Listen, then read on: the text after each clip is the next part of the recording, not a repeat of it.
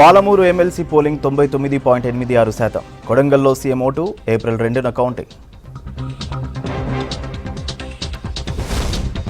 రాష్ట్ర వ్యాప్తంగా పెరిగిన ఉష్ణోగ్రతలు, 21 జిల్లాలకు ఆరెంజ్ అలర్ట్ జారీ.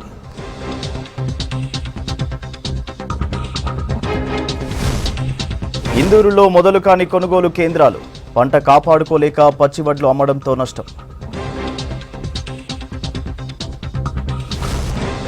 కరీంనగర్లో మత్తులో జోగుతున్న మైనర్లు, అంధకారంగా మారుతున్న యువత భవిష్యత్.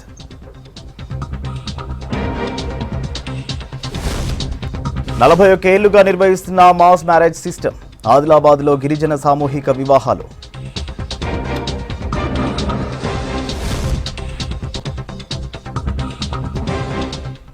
మహబూబ్ నగర్ స్థానిక సంస్థల ఎమ్మెల్సీ ఉప ఎన్నిక ప్రశాంతంగా ముగిసింది. ఓటర్లు ఓటును వినియోగించుకునేందుకు ఉమ్మడి జిల్లాల వ్యాప్తంగా 10 పోలింగ్ కేంద్రాలు ఏర్పాటు చేశారు.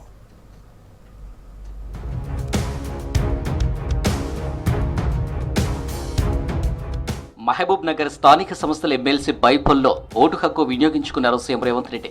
మొత్తం 1439 మంది ఓటర్ల కోసం ఉమ్మడి జిల్లా వ్యాప్తంగా 10 పోలింగ్ కేంద్రాలు ఏర్పాటు చేశారు అధికారులు. కొడంగల్ ఎంపీడీఓ ఆఫీసులో సీఎం రేవంత్ రెడ్డి, కొల్లుపూరులో మంత్రి జూపల్లి కృష్ణారావు తమ ఓటు హక్కు వినియోగించుకున్నారు. ఈ ప్రాంతం అభివృద్ధి చెందితే మన భూముల విలువలు కూడా విపరీతంగా పెరుగుతాయి. ఇవాళ కోకాపేటలో 100 కోట్లకు ఎకరం ఎందుకు, కొడంగల్లో 10 లక్షలకి ఎందుకు ఎకరం ఉంది. ఇవాళ మన ప్రాంతంలో ఫార్మా కంపెనీలు వస్తే మన నిరుద్యోగ యువకులకు ఉద్యోగాలు. ఎవరైనా అభివృద్ధి చేయాలంటే కొడంగల్ని చూసి వచ్చి అభివృద్ధి చేసుకోవాలి. కొడంగల్ లాగా మా ప్రాంతం అభివృద్ధి కావాలని వాళ్ళ ఎమ్మెల్యేలతో కొట్లాడేటట్టు ఇవాళ మన కొడంగల్ని రాష్ట్రానికి ఆదర్శంగా ఉండేటట్టు తీర్చిదిద్దాలి. జరిగిన శాసనసభ ఎన్నికలో ప్రజలు గొప్ప తీర్పు ఇవ్వడం జరిగిందో అదేవిధంగా ఈ ఎన్నికల్లో కూడా పాలమూరు జిల్లాకు సంబంధించినటువంటి పాలమూరు బిడ్డ గౌరవ ముఖ్యమంత్రి రేవంత్ రెడ్డి గారిని నాయకత్వాన్ని బలోపేతం చేయాలని, బహుమానంగా ఇవ్వాలని చెప్పని పాలమూరు జిల్లా ప్రజాప్రతినిధులు నిర్ణయం చేసుకోవడం జరిగింది. లోకల్ బాడీ బైపోల్లో కాంగ్రెస్ పార్టీ నుంచి మన్నె జీవన్ రెడ్డి, బీఆర్ఎస్ పార్టీ నుంచి నవీన్ కుమార్ రెడ్డితో పాటు స్వతంత్ర అభ్యర్థిగా సుదర్శన్ గౌడ్ పోటీ చేశారు. నిర్వహించిన 10 పోలింగ్ కేంద్రాలలో ప్రజాప్రతినిధులు తమ తమ ఓటు హక్కును వినియోగించుకున్నారు.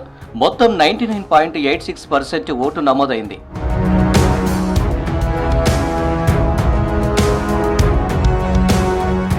గద్వాల జిల్లా కేంద్రంలో BRS MLA Krishnamohan Reddy, CI Bheem Kumar మధ్య వాగ్వాదం జరిగింది. కృష్ణమోహన్ రెడ్డి ఓటు వేసేందుకు గద్వాల జిల్లా కేంద్రంలోనే జెడ్పీ హాల్ పోలింగ్ కేంద్రానికి వచ్చారు. ఓటు వేయటానికి వచ్చిన ఆయన చాలాసేపు అక్కడే ఉండటంతో పోలీసులు అభ్యంతరం చెప్పారు. ఓటు వేసేందుకు వేచి ఉంటే తప్పేంటి అంటూ సీఐ భీమ్ కుమార్తో వాగ్వాదానికి దిగారు ఎమ్మెల్యే. ఈ పరిణామంలో కొద్దిసేపు ఉద్రిక్తత చోటు చేసుకుంది.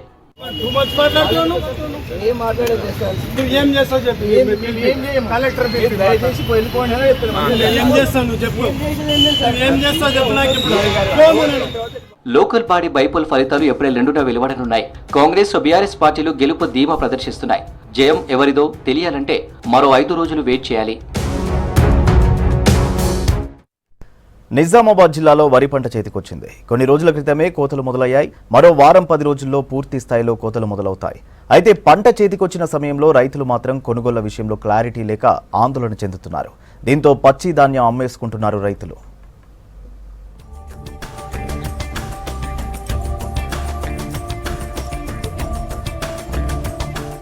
నిజామాబాద్ జిల్లాలో 2 సీజన్లలో వరి సాగు చేస్తారు రైతులు. యాసంగిలో కూడా రైతులు పెద్ద మొత్తంలో వరి సాగు చేస్తారు. ఇప్పుడు పంటలు చేతికొచ్చాయి. జిల్లాలోని దర్పల్లి, సిరికొండ, వర్ని, చందూరు, మోస్రా, కోటగిరి, బాన్స్వాడ, మోపాల్, మక్లూర్ మండలాల్లో పంటలు కోసి ప్రైవేట్ వ్యాపారులకు అమ్ముకుంటారు. చాలా గ్రామాల్లో ఇప్పుడిప్పుడే కోతలు ప్రారంభమయ్యాయి. అయితే పంట కొనుగోళ్ల విషయంలో నెలకొన్న సందిగ్ధం రైతులను ఆందోళనకు గురిచేస్తోంది. పంటలు కోసి అమ్మే సమయం ఆసన్నమైనా ఇంకా ప్రభుత్వం కొనుగోలు కేంద్రాలు ప్రారంభించలేదు. ఏప్రిల్ మొదటి వారంలో ప్రారంభించేందుకు సన్నద్ధమవుతున్నారు రైతులు. అప్పటి వరకు పంటను కాపాడుకోవడం కష్టంగా ఉంటోందని ధర తక్కువైనా పచ్చి వడ్లనే అమ్మేసుకుంటున్నారు.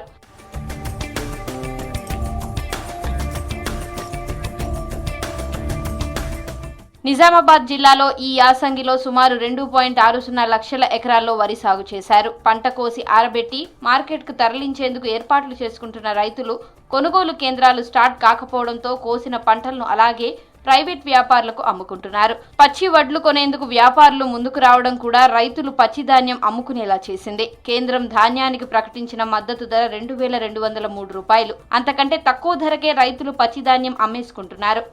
పెట్టుబడి వచ్చేసి ఎకరం 30,000 దాకా వస్తుంది. ఎకరానికి 50 నుంచి 45, 50 దాకా పండుతుంది. పెట్టుబడి అవుతుంది అన్నట్టు అమ్మేస్తున్నాం. పచ్చియే కావాలంటున్నారు వీళ్ళు కూడా దళాలు. కింద ఫస్ట్లో 2200 దాకా నడిపారండి. ఇప్పుడు ఏమో 22,000 చేసేసారు. క్వింటాల్కి 22,000. క్వింటాల్కి 2,000, 2,200 కూడా ఉండేది, తగ్గించేశారు. ఎండిన తర్వాత ఎంత వస్తుంది? ఎండిన తర్వాత అంటే అంతే, మనకి ఈ కూలీలు వాళ్ళు ఇవన్నీ ఏమి ఉండదు, ఇక అంతే 2,000 వస్తుంది. వడ్లు కోసిన తర్వాత సరిపడా తేమ శాతం వచ్చేంత వరకు ఆరబెట్టి కొనుగోలు కేంద్రాలకు ధాన్యం అమ్మకానికి తరలించాలి. అయితే యాసంగిలో వానలు, ఈదురుగాలులు, అకాల వర్షాలతో ధాన్యం దెబ్బతింటుంది. పైగా చాలా రోజులు ధాన్యానికి కాపలా కాయాలి. గత 2-3 సంవత్సరాలుగా మద్దతు ధర కన్నా తక్కువ చెల్లించి పచ్చి వడ్లను కొంటున్నారు వ్యాపారులు. దీనివల్ల రైతులకు రిస్క్ తప్పుతుంది. మద్దతు ధర కన్నా 200 రూపాయలు తక్కువైనా సరే కోయగానే అమ్మేసుకుంటున్నారు రైతులు. మొత్తం ఒరే వాడతాం. ఇలాగే వర్షాలకి భయపడి ముందుకు వస్తున్నాం, బాగా దిగుబడి వస్తున్నాయి కాబట్టి కోసి అమ్మేస్తున్నాం. 2,000 కాడ నుంచి 1,900 దాకా ఉంటుంది. 1950కి మేము ఇచ్చి అమ్మేసామండి. ఆయాల మార్కెట్ అంతే ఉంది. అని మాకు ఇది సేఫ్గా ఉంటుంది. లేబర్తో ఇబ్బంది పడిపోతున్నాం, చాలా ఇబ్బంది పడుతున్నాం. లేబర్ ఎండబెట్టిన గవర్నమెంట్కి వెళ్ళడానికి చాలా ఇబ్బంది పడుతున్నాం. అందుచేత పచ్చి అమ్మ ఇచ్చేస్తున్నాం. ఇదే అదనుగా వ్యాపారులు కూడా కొంచెం ఇబ్బందులు సృష్టిస్తున్నారు. మొన్నటి వరకు పచ్చి వడ్లకు 2,200 వరకు చెల్లించారు వ్యాపారులు. కోతలు పెరగడం, ధాన్యం ఎక్కువగా అమ్మేందుకు రైతులు సిద్ధమవడంతో ధరలు తగ్గించారు. రైతుల అవసరాలను గుర్తెరిగి కొన్ని చోట్ల క్వింటాల్కు 1,900 నుంచి 1,950 రూపాయలు మాత్రమే చెల్లిస్తున్నారు. ఇటీవల వర్ణి మండలంలో 1,800 మాత్రమే చెల్లించి ధాన్యం కొనుగోలు చేశాడు ఓ వ్యాపారి. ప్రభుత్వం ఇచ్చే మద్దతు ధర 2,203తో పోల్చితే 2,000కే అమ్ముకున్న రైతులు ఎకరానికి 6 నుంచి 9,000 వరకు నష్టపోతున్నారు. వ్యవసాయం గురించి అయితే తొందరగా అందరికంటే ముందుగా వర్ణి మండలంలో అందరికంటే ముందుగానే అయిపోతూ ఉంటాయి.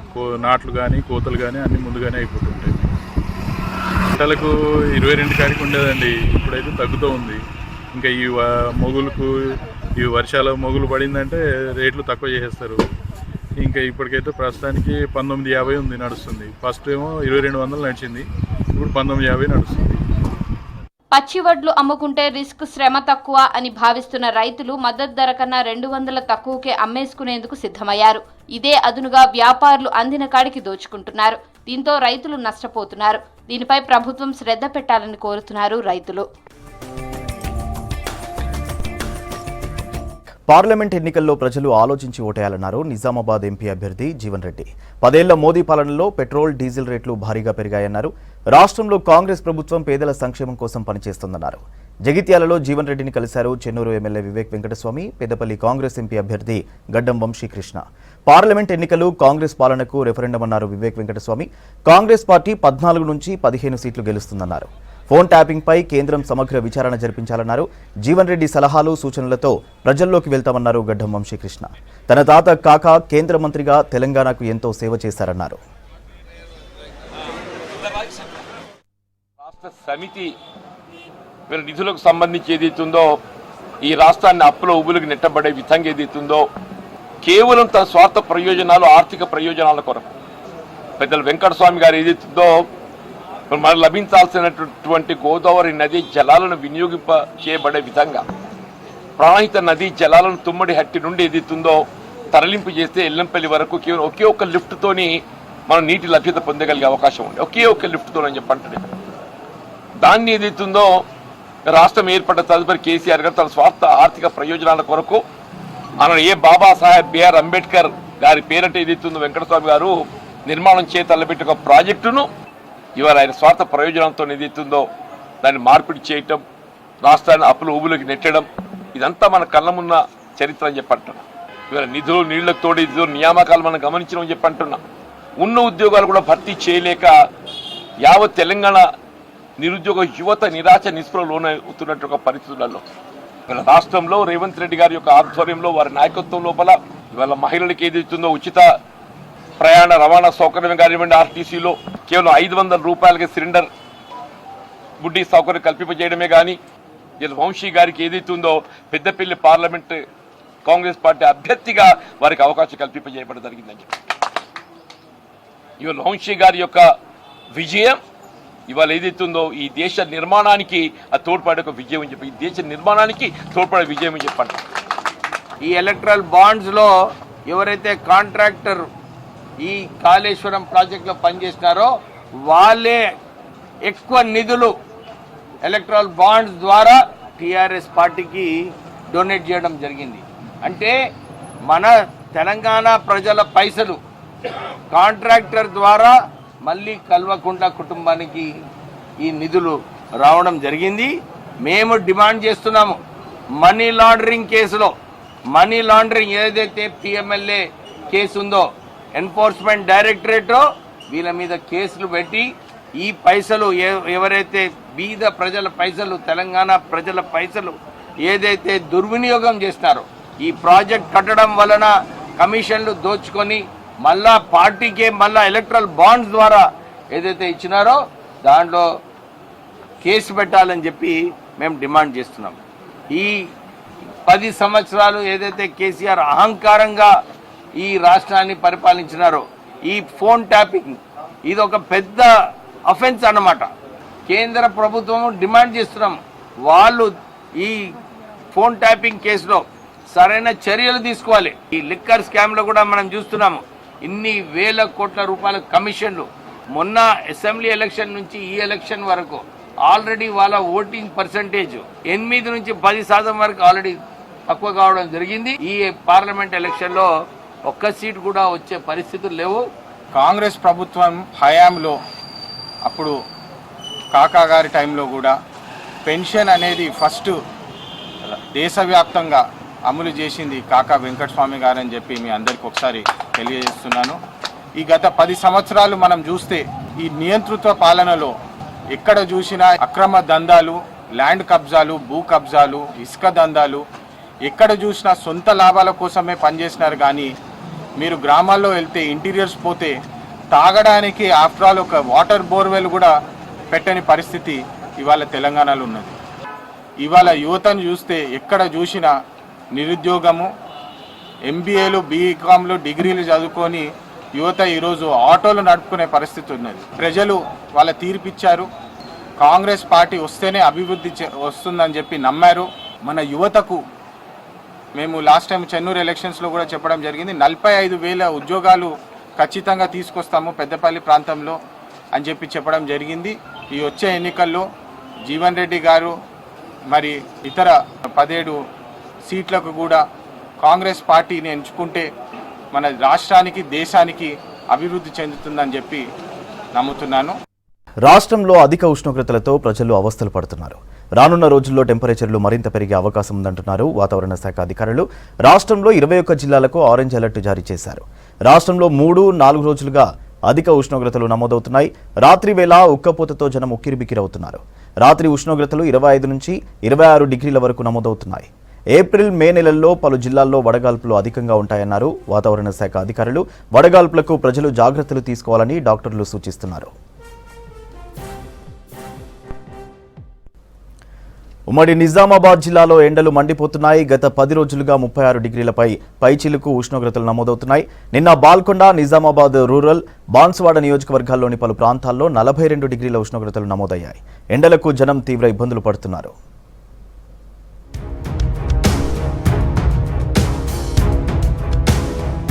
నిజామాబాద్ జిల్లాలో ఎండలు సామాన్యుల పాలిట శాపంగా మారాయి. ఉదయం 8 గంటల నుండే ఎండల తీవ్రత ఉంటుంది. ఎండల కారణంగా జనం బయటకు రావడానికి భయపడుతున్నారు. ఉదయం 10 గంటలు దాటితే రోడ్లన్నీ నిర్మానుష్యంగా మారుతున్నాయి. సాయంకాలం 6 గంటల వరకు ఎండల తీవ్రత ఉంటుంది. పనుల కోసం వెళ్లేవారు ఉదయం 10 లోపు, సాయంకాలం 6 తర్వాతనే బయటకు వస్తున్నారు. దోసకాయలు అమ్ముతున్నాము. ఏ కడుపు తిప్పలకు మాకేం బరకట్లేదు సార్. ఇంట్లో మా పైసలు వస్తలేవు సార్. ఎండలో కూర్చుంటున్నాము, మాకేం పడతలు వస్తలేదు. ఇగో ఎండలో కూర్చుండి దవాఖానాలు పెడుతున్నాము. కడుపు తిప్పల కోసం కూర్చున్నాం సార్. గిరాకీ ఏమీ లేదు సార్. ఏమో ఎండలో ఒక అర్ధ కిలో అట్లా అవుతున్నాయి సార్. పోయినసారి కనీసము చూడడానికి అక్కడక్కడ మంచి నీళ్ళన్నా ఏర్పాటు చేసిన దాఖలు ఉన్నాయి. ఈసారి అయితే మంచి నీరు కూడా తాగడానికి ఏర్పాటు కూడా ఏమీ లేదు. ఇప్పటిదాకా తిరిగితే ఒక 100 రూపాయలు కూడా సంపాదించింది లేదు. ఎండలకు ఎవరు కూడా బయటికి రావట్లేదు. ఎండలు చాలా దారుణంగా ఉన్నవి. మా ఆటో వాళ్ళకైతే ఎండలో తిరిగి వస్తున్నాము. ఎక్కడ నిలబడితే మంచి నీళ్ళు కూడా తాగడానికి ఇబ్బందులు ఉంది, చాలా ఇబ్బందిగా ఉందండి. అందుకోసం మేము కోరుకునే ప్రభుత్వాన్ని ఏంటంటే సహకారాలు ఏంటంటే మంచినీరు కానీ మజ్జిగ కానీ అది ఏదైనా అందించితే బాగుంటుంది. గత 10 రోజులుగా జిల్లాలో అత్యధిక ఉష్ణోగ్రతలు నమోదవుతున్నాయి. 36 డిగ్రీల పైచిలుకు ఉష్ణోగ్రతలు నమోదవుతున్నాయి. తాజాగా జిల్లాలో పలు చోట్ల 42 డిగ్రీల పైచిలుకు ఉష్ణోగ్రతలు నమోదయ్యాయి. దీంతో జనం భయపడుతున్నారు.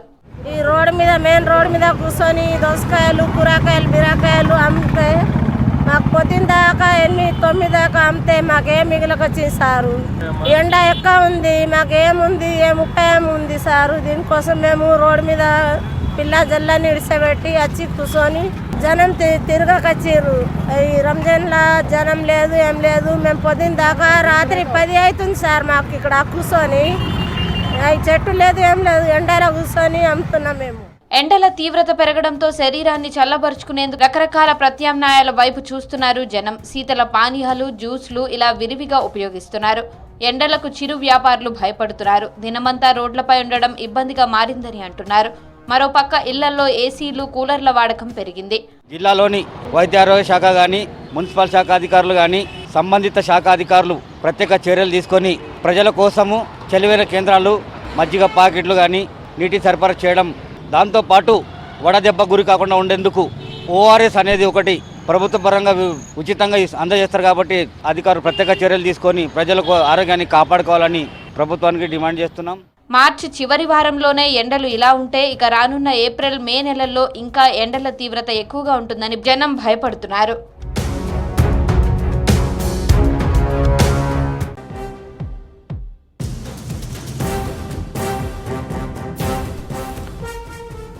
ఎట్టకేలకు కాంగ్రెస్ లో చేరనున్నారు హైదరాబాద్ మేయర్ గద్వాల విజయలక్ష్మి. ఈ నెల 30న సీఎం రేవంత్ రెడ్డి, ఇన్ఛార్జ్ దీపాదాస్ మున్షి సమక్షంలో విజయలక్ష్మి కాంగ్రెస్ లో చేరనున్నట్టు తెలుస్తోంది. కేకే నివాసానికి వెళ్లనున్న సీఎం అక్కడే కాంగ్రెస్ కండువా కప్పి పార్టీలోకి ఆహ్వానించనున్నారు. ఇక కేకే కాంగ్రెస్ పార్టీలో చేరే అంశంపై ఇంకా క్లారిటీ రాలేదు. విజయలక్ష్మి చేరిక తర్వాత కాంగ్రెస్ లో చేరుతారా లేక ముందే చేరుతారా అనే దానిపై క్లారిటీ రావాల్సి ఉంది. ఇవాళ కేసీఆర్తో భేటీ అయిన కేకే పార్టీకి రాజీనామాపై చర్చించినట్లు తెలుస్తోంది. డీటెయిల్స్ సత్యం అందిస్తారు. సత్యం, మేయర్ విజయలక్ష్మి కాంగ్రెస్ లో చేరికకు సంబంధించి అప్డేట్స్ ఏంటి? జిహెచ్ఎంసీ మేయర్ గద్వాల విజయలక్ష్మి ఇక కాంగ్రెస్ పార్టీకి గూటికి రాబోతుంది. ఆమె ఇప్పటివరకు బీఆర్ఎస్ పార్టీలో ఉంటే గత వారం రోజులుగా కూడా ఆమె కాంగ్రెస్ పార్టీతో చర్చలు జరుపుతూ వస్తుంది. ఈ నెల 30వ తేదీన కాంగ్రెస్ పార్టీ కండువా కప్పుకోవడానికి మేయర్ విజయలక్ష్మి సిద్ధమైంది. దాదాపు ఈ నెల 30వ తేదీన ముఖ్యమంత్రి రేవంత్ రెడ్డి, ఆ పార్టీ ఇన్ఛార్జ్ దీపాదాస్ మున్షి కేకే ఇంటికి వెళ్ళి మర్యాదపూర్వకంగా ఆమె కాంగ్రెస్ పార్టీలోకి ఆహ్వానించడానికి కాంగ్రెస్ పార్టీ నేతలు వెళ్తున్నట్టుగా తెలుస్తుంది. అదే రోజు కాంగ్రెస్ పార్టీ ఇన్ఛార్జ్ దీపాదాస్ మున్షి సమక్షంలో మేయర్ విజయలక్ష్మి కాంగ్రెస్ పార్టీ కండువా కప్పుకోవడానికి దాదాపు నిర్ణయం తీసుకున్నట్టుగా తెలుస్తుంది. ఇక గ్రేటర్లో కాంగ్రెస్ పార్టీ బలపడడానికి ఇప్పటి నుంచే స్కెచ్ వేస్తుంది. గ్రేటర్ పరిధిలో ఉన్న 3 పార్లమెంటు స్థానాలను విజయం సాధించాలంటే గ్రేటర్లో అత్యధిక స్థానాలు ఉన్న జిహెచ్ఎంసీలో 58 కార్పొరేటర్ స్థానాలు ఉన్న బీఆర్ఎస్ పార్టీ వారిని అందరినీ కూడా కాంగ్రెస్ గూటికి తీసుకొచ్చే ఒక ప్రయత్నం చేస్తుంది. అందులో భాగంగా మేయర్ విజయలక్ష్మిని ముందుగా కాంగ్రెస్ పార్టీలో చేర్చుకున్న తర్వాత మిగతా కార్పొరేటర్లను కూడా కాంగ్రెస్ పార్టీకి తీసుకొచ్చే ఒక ప్రయత్నం కాంగ్రెస్ పార్టీ చేస్తుంది. ఇక బీఆర్ఎస్ రాజ్యసభ సభ్యుడు సీనియర్ నేత కేకే ఎప్పుడు కాంగ్రెస్ పార్టీలో చేరుతారు అంశంపై ఇంకా క్లారిటీ రాలేదు. ఈరోజు ఆయన మాజీ ముఖ్యమంత్రి కేసీఆర్ ఫామ్ హౌస్కి వెళ్ళి ఆయనతో భేటీ అయ్యారు. ఆయన దాదాపు తాను బీఆర్ఎస్ పార్టీలో ఉండననే అంశాన్ని కేసీఆర్తో చెప్పడానికే లేఖ రూపంలో లేఖ రాసి కేసీఆర్కు ఇచ్చి అసలు గతంలో జరిగిన పరిణామాలు, తాను ఎందుకు కాంగ్రెస్ పార్టీకి వెళ్లాల్సి వస్తున్న అంశంపై కేసీఆర్తో చర్చించి వచ్చినట్టుగా తెలుస్తుంది. ఆయన ఇప్పుడే ఆయన నివాసానికి చేరుకున్నారు.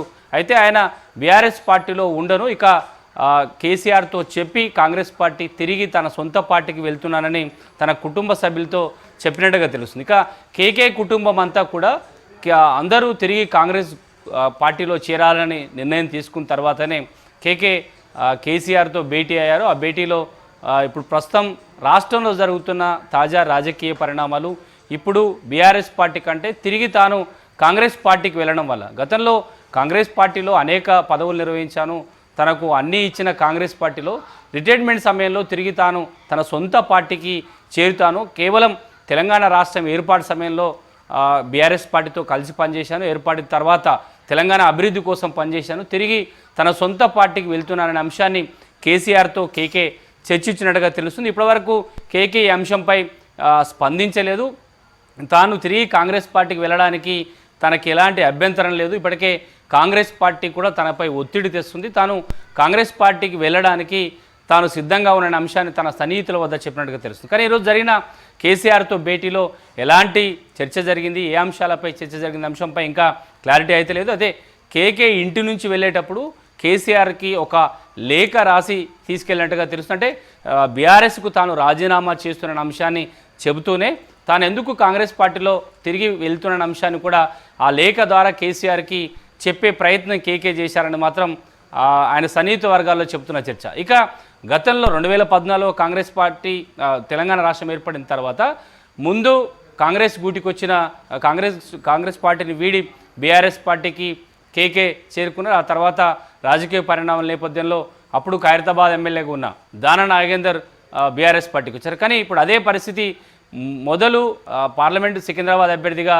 దానా నాగేందర్ కాంగ్రెస్ పార్టీలో చేరారు. తర్వాత ఆయన గురువుగా, రాజకీయ గురువుగా చెప్పుకునే కేకే కాంగ్రెస్ గూటికి వస్తుండడంతో ఈ రెండు కుటుంబాలు ఎప్పుడు కాంగ్రెస్ పార్టీతో ఉన్న అనుబంధం తెంపుకోలేనివి. అందుకే గతంలో బీఆర్ఎస్ పార్టీకి వెళ్ళినా తిరిగి కాంగ్రెస్ పార్టీకి వచ్చిన ఇటు కేకే కుటుంబం కానీ దానా నాగేందర్ కానీ ఇద్దరు ఒకేసారి పార్టీ నుంచి వీడి వెళ్ళారు, తిరిగి కాంగ్రెస్ పార్టీకి వచ్చారు. ఇది రాజకీయంగా గ్రేటర్లో కాంగ్రెస్ పార్టీ బలపడడానికి ఒక సంకేతం కూడా అని కాంగ్రెస్ పార్టీ చెబుతూ వస్తుంది. ఎందుకంటే మరో 2 సంవత్సరాల్లో గ్రేటర్ హైదరాబాద్ మున్సిపల్ కార్పొరేషన్ ఎన్నికలు ఉంటాయి కాబట్టి ఇప్పటి నుంచే కాంగ్రెస్ను బలపడడానికి అన్ని డివిజన్లో కార్పొరేటర్ స్థాయి నేతలను మరింత రాజకీయంగా బలోపేతం చేయడానికే పార్లమెంట్ ఎన్నికల ముందు నుంచే కాంగ్రెస్ పార్టీ ఆపరేషన్ ఆకర్షణ ప్రారంభించింది. అందులో భాగంగానే ఈ నెల 30వ తేదీన జిహెచ్ఎంసీ మేయర్ గద్వాల విజయలక్ష్మి కాంగ్రెస్ పార్టీలో చేర్చుకుంటుంది. ఆ తర్వాత దాదాపు 15 నుంచి 20 మంది బీఆర్ఎస్ కార్పొరేటర్లు తిరిగి కాంగ్రెస్ అంటే బీఆర్ఎస్ పార్టీ వీడి కాంగ్రెస్ పార్టీకి రావడానికి సిద్ధంగా ఉన్నట్టుగా తెలుస్తుంది. ఇప్పటికే 8 మంది కార్పొరేటర్లు బీఆర్ఎస్ రాజీనామా చేసి కాంగ్రెస్ పార్టీలోకి వచ్చారు. అంటే అసెంబ్లీ ఎన్నికల తర్వాత జరుగుతున్న రాజకీయ పరిణామాల నేపథ్యంలో ఎక్కువగా కార్పొరేటర్లు అంతా కూడా కాంగ్రెస్ ప్రభుత్వం వైపు చూస్తున్నారు. కాబట్టి ఈ మేయర్ జాయినింగ్ తర్వాత దాదాపు 15 నుంచి 20 మంది బీఆర్ఎస్ కార్పొరేటర్లు కాంగ్రెస్ పార్టీలో చేరడానికి సిద్ధంగా ఉన్నట్టుగా తెలుస్తుంది. అంటే గ్రేటర్లో పార్టీని బలోపేతం చేయడంతో పాటు పార్లమెంట్ ఎన్నికల్లో 3 పార్లమెంటు స్థానాలను గెలవాలంటే ఈ కార్పొరేటర్ల సహకారం ఎన్నికల సమయంలో కావాలి. కాబట్టి పార్లమెంట్ ఎన్నికల ముందే ఎవరైతే కాంగ్రెస్ పార్టీకి రావాలనుకుంటారో వారందరినీ కూడా కాంగ్రెస్ పార్టీలో చేర్చుకోవడానికి కాంగ్రెస్ పార్టీ సిద్ధంగా ఉంది. ఇక కేకే విషయం ఇంకా క్లారిటీ లేదు. ఆయన మరో ఏడాది పాటు రాజ్యసభ సమయం ఉంది, పదవీ కాలం ఉంది. కాబట్టి ఆయనకి ఇప్పటికిప్పుడు కాంగ్రెస్ పార్టీ కండువా కప్పుకుంటారా, లేక ఆయన కూతుర్ని మేయర్ని కాంగ్రెస్ పార్టీలో చేరిన తర్వాత ఆయన కాంగ్రెస్ పార్టీలో ఉంటూనే అఫీషియల్గా బీఆర్ఎస్ పార్టీ నుంచి రాజీనామా చేయకుండా కాంగ్రెస్ అనుకూలంగా పనిచేసే అవకాశం ఉంది. కానీ కేకే ఎలాంటి నిర్ణయం తీసుకుంటారు, ఆయన కేసీఆర్తో ఎలాంటి అంశంపై చర్చ జరిగింది, దాదాపు అరగంట పాటు కేసీఆర్తో జరిగిన చర్చలో కేకే ఏం చెప్పారనే అంశం ఇంకా క్లారిటీ లేదు. ఇప్పటివరకు కేకే ఈ అంశంపై ఎక్కడా స్పందించలేదు. ఆయన ఎప్పుడు పార్టీలో మారుతారు, తాను ఎందుకు కాంగ్రెస్ పార్టీకి వెళ్ళకూడదు, కాంగ్రెస్ పార్టీ తనకేం తక్కువ చేసింది, కాంగ్రెస్ పార్టీ తిరిగి తన సొంత గూటికి వెళ్తున్న అంశాన్ని తన సన్నిహితుల వద్ద చెప్పినట్టుగా తెలుస్తుంది. కానీ అఫీషియల్గా ఆయన ఇప్పటివరకు ఎక్కడా ఈ అంశంపై స్పందించలేదు. కానీ మేయర్ గద్వాల విజయలక్ష్మి మాత్రం బహిరంగంగానే తాను కాంగ్రెస్ పార్టీలో చేరుతానని తన సన్నిహితులకు అందరూ కూడా చెప్పినట్టుగా తెలుస్తుంది. ఈ నెల 30వ తేదీన సీఎం రేవంత్ రెడ్డి అదే కాంగ్రెస్ పార్టీ ఇన్ఛార్జ్ సమక్షంలో ఆమె తన నివాసంలోనే కాంగ్రెస్ గూటికి చేరడానికి ఏర్పాటు చేస్తున్నట్టుగా తెలుస్తుంది. సూర్య, థ్యాంక్ యూ సత్యం. ఆదిలాబాద్ జిల్లాలో గిరిజన సంస్కృతి సాంప్రదాయాలకు సామూహిక పెళ్లిళ్లు ప్రతీకగా నిలుస్తున్నాయి.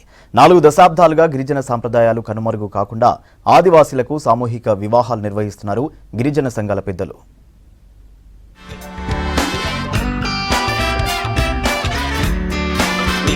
ఉమ్మడి ఆదిలాబాద్ జిల్లాలోని ఏజెన్సీలో 1011 గిరిజన గ్రామాలు తండాలు ఉన్నాయి. ఏజెన్సీ ప్రాంతాల్లో నివసిస్తున్న ఆదివాసీ తెగల్లో ఒకటి ఆంద్ ఆదివాసీ తెగ. ఆంద్ ఆదివాసీలకు అడవే జీవనాధారం. ఆంద్ ఆదివాసీలు వ్యవసాయం చేసుకుంటూ జీవనం కొనసాగిస్తున్నారు. వీరు మరాఠీ భాషను మాట్లాడుతారు. పూర్వం నుంచి అనాదిగా పెద్దల క్రమేణా ఆనవాయితీగా పలు సాంప్రదాయ పూజా కార్యక్రమాలు నిర్వహిస్తారు. అదే తరహాలో పెళ్లిళ్లు నిర్వహిస్తారు. ఆంధ్ర ఆదివాసీల్లో ఈ పెళ్లిళ్ల సీజన్లో గత కొన్నేళ్లుగా సామూహిక వివాహాలను నిర్వహిస్తున్నారు.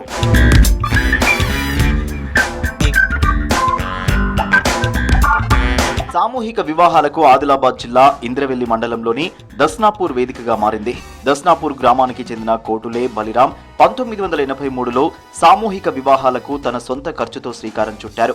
1983లో 5 పెళ్లిళ్లతో ప్రారంభించి 41 ఏళ్లలో 976 మంది జంటలకు వివాహాలు చేశారు. మొదటి ఏడాది కోటులే బలిరాం తన సొంత ఖర్చుతో నూతన వధూవరులకు కొత్త బట్టలు, వధువుకొక మాసం బంగారు మంగళసూత్రంను అందజేశారు.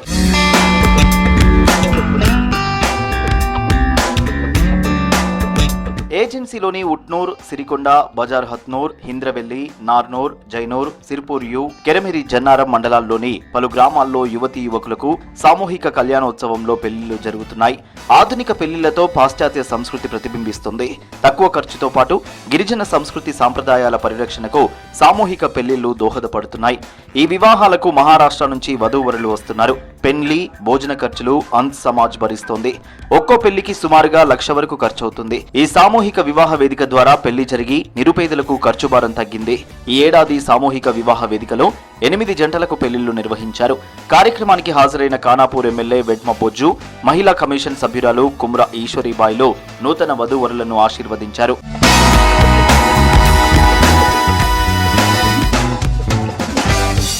సామూహిక వివాహాల ద్వారా ముందు తరాలకు సంస్కృతి సాంప్రదాయాలు పరిరక్షిస్తున్నామన్నారు ఆంధ్ర సమాజ్ పెద్దలు. పెళ్లి సంఘాలు ఏమైనా కానీ ఇట్లా జరుపుకుంటాం. అందరూ కలిసిమెలిసి జరుపుకుంటాం. డబ్బులు లేకున్నా ఉన్న వాళ్ళు కూడా లేకున్న వాళ్ళు కూడా అందరూ కలిసిమెలిసి జరుపుకుంటారు. మా పెళ్లి కూడా ఇట్లా జరిగింది. మాకు చాలా సంతోషం ఉంది. మేము అందరూ కలిసిమెలిసి ఇట్లానే జరుపుకుంటాం. 1993 నుంచి ఇట్లానే జరుపుకుంటాం మేము. గతంలో అయితే దస్నాపూర్ విలేజ్ నుంచే పెళ్లి కొడుకు వధువరులకు బట్టలు, పెళ్లి మన తాలిబొట్టు ఇలాంటి ఇచ్చేవాళ్ళం. ఇప్పుడైతే ఎంతో కొంత మేము సమాజం తరఫు నుంచి అందరినీ ఇన్వైట్ చేయడము, అందరినీ సహకరిస్తూ ఇప్పుడు ఇంకా సామాజిక వివాహాలను కోరుకుంటున్నాము. అయితే ఈ కార్యక్రమానికి సామాజిక వివాహాలను ఈ గ్రామస్తులు మరియు కొత్తగా ఉన్న జంటలు వారి తరఫు నుంచి భోజన కార్యక్రమాలు ఏర్పాటు చేస్తాము. ఇందులో వచ్చిన వాళ్ళకి ప్రత్యేకమైన భోజనం కావచ్చు, టెంట్లు కావచ్చు, అన్ని విధాలు తక్కువ ఖర్చులో పెద్ద ఎత్తున ప్రోగ్రాం ఏర్పాటు చేస్తాం. ఇట్లా ప్రతిసారి కూడా వీళ్ళు ఒక 10-15 జంటల్ని ఒకే తాటిపైన తీసుకొచ్చి పెళ్లి చేయడం ఇది ఒక మంచి సంప్రదాయం. అంటే పేదవాళ్ళని అంటే ఇబ్బందులు గురి కాకుండా వాళ్ళందరూ కూడా కలిసిమెలిసి ఇలా చేయడం ఒక ఆనవాయితీగా వాళ్ళలో వస్తుంది. కాబట్టి చాలా సంతోషం. మరి నేను ఇప్పుడే రావడం అనేది జరిగింది. తప్పకుండా మా తరపున రేపటి ఎన్నైతే జంటల్లో వాళ్ళందరూ కూడా మరి ఏవైతే సాధ్యము కళ్యాణ లక్ష్మి ఉందో అది వాళ్ళందరూ కూడా రేపటి రోజు అవన్నీ కూడా శాంక్షన్ చేయడం అనేది జరుగుతుంది. వాళ్ళందరూ కూడా ₹1,00,000 ఇవ్వడం అనేది జరుగుతుంది. కాబట్టి ఏదేమున్నా వాళ్ళ యొక్క డాక్యుమెంట్స్ సంబంధించి కావచ్చు, ఎవరైతే వాళ్ళ సంబంధికులు ఉన్నారో వాళ్ళంతా కూడా డాక్యుమెంట్ తొందరగా చేస్తే వాళ్ళని డబ్బులను కూడా రిలీజ్ చేయడం అనేది జరుగుతుంది. సామూహిక పెళ్లిళ్లతో ఆదివాసీ సంస్కృతి సాంప్రదాయాల పరిరక్షణకు దోహదపడుతుందనే అభిప్రాయం వ్యక్తమవుతోంది. ధాన్యం కొనుగోలు చేసేందుకు నల్గొండ జిల్లా వ్యాప్తంగా 370 కొనుగోలు కేంద్రాలను ప్రారంభిస్తున్నట్లు తెలిపారు జిల్లా కలెక్టర్ దాసరి హరిచందన. ఈ యాసంగిలో 5 లక్షల టన్నుల ధాన్యం మార్కెట్కు వస్తుందని అంచనా వేస్తున్నారు. నల్గొండ సమీపంలోని ఆర్చాలబావి వద్ద ధాన్యం కొనుగోలు కేంద్రాన్ని కలెక్టర్ ప్రారంభించారు. కొనుగోలు కేంద్రాలలో రైతులకు, నిర్వాహకులకు ఇబ్బందులు కలగకుండా అవసరమైన మౌలిక సదుపాయాలన్నీ కల్పించామన్నారు కలెక్టర్ హరిచందన. ప్రభుత్వం ఇచ్చిన ఆదేశాల మేరకు మన జిల్లాలో early paddy procurement centre start చేయడం జరిగింది. ఎంఎస్పి రేట్కి ఇక్కడ ప్రొక్యూర్ చేయడానికి ఫార్మర్స్ అందరూ ఆల్రెడీ మన జిల్లాలో కొంచెం ముందుగా హార్వెస్ట్ చేసుకున్నారు కాబట్టి ఈ సెంటర్ మనం స్టార్ట్ చేయడం జరిగింది. జిల్లా మొత్తంలో 370 సెంటర్స్ మనం స్టార్ట్ చేయబోతున్నాము. అండ్ ఒక 5 లక్షల వరకు ప్రొక్యూర్మెంట్ ఎక్స్పెక్ట్ చేస్తున్నాము ఈ జిల్లాలో. ఇక్కడ డ్రింకింగ్ వాటర్ ఫెసిలిటీస్ చేయమని చెప్పాము. హమాలీస్కి మన ఆశా వర్కర్స్ వీళ్ళందరితో హెల్త్ వర్కర్స్తో కూడా చెక్ చేయించి అవైలబుల్గా ORS కిట్స్ ఇవన్నీ కూడా పెట్టడం. కరీంనగర్ జిల్లాలోని మొగ్దంపూర్ గ్రామంలో ట్యాంకర్లతో నీళ్లు కొనుగోలు చేసి ఎండిపోతున్న పంటను కాపాడుతున్నాడు అంజయ్ అనే రైతు. ఎకరంన్నర భూమిలో వరి సాగు చేస్తున్నాడు. కెనాల్ వాటర్ రాకపోవడంతో పొలం ఎండిపోయే పరిస్థితుల్లో ఉందన్నారు రైతు. ట్యాంకర్తో నీళ్లు కొనుగోలు చేసి బావిలో పోసి కరెంటు మోటార్ ద్వారా ఆ నీళ్లను పంటకు ఉపయోగిస్తున్నానని తెలిపాడు అంజయ్య అనే రైతు. నాకు ఇక్కడ 3 ఎకరాల భూమి ఉన్నది. 3 ఎకరాల భూమిలో ఎకరన్నరే పొలం పెట్టుకున్నా. ఆ ఎకరన్నర పొలం ఎండిపోతుంది. నీళ్లు లేవు. 1000 రూపాయలకు ట్యాంకు చెప్పరు. ఒక ట్యాంకర్ ద్వారా 1000 రూపాయలకు ఒక ట్యాంకరు నీళ్ళు తెచ్చి బావిలలో పోసుకున్నాను. బావిలలో పోసుకునేసరికి కరెంటు పోయింది. గతం ఈ 10 సంవత్సరాల నుంచి అరకొర కష్టం అనేది ఏది లేకుండా మంచిగా బతికినాం. ఇప్పుడు ఏదైతే ఈ 6 నెలల బట్టి మొత్తం వాటర్ అడిగంటిపోయినాయి. కరెంటులు ఉండలేవు. నీళ్లు అనవసరం అవుతున్నాయి. దేశానికే వెన్నెముక రైతు అంటారు.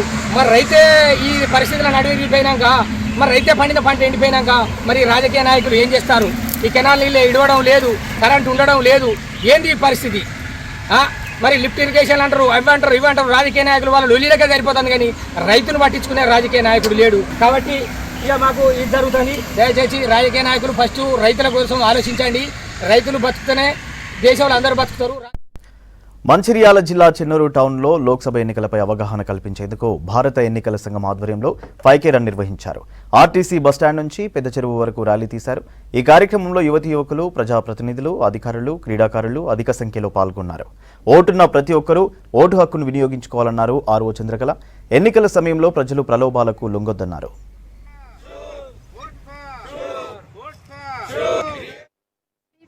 యాక్టివిటీస్ కింద ఎలక్షన్ కమిషనర్ గారి గైడ్లైన్స్ ప్రకారం 5K రన్ను అరేంజ్ చేయడం జరిగింది. అందరూ మన ర్యాలీస్, రన్నింగ్, పెద్దల సమక్షాన, రిటైర్డ్ ఎంప్లాయీస్, యూత్ ప్రతి ఒక్కరికి కూడా 18 సంవత్సరాలు నిండబడిన ప్రతి వాళ్ళు కూడా ఓటు హక్కును కలిగి ఉండాలి. దీని మీద అవేర్నెస్ని పెంచడం కోసం ఈ లోక్సభ ఎన్నికలకు పురస్కరించుకొని ఆహ్వాన నిర్వహించబడుతుంది. స్వీప్ యాక్టివిటీస్ కింద అందరూ నిర్భయంగా ఓటు హక్కును సద్వినియోగం చేసుకోవడం కోరినాను. ఇవి bulletin updates. Keep watching V6 News.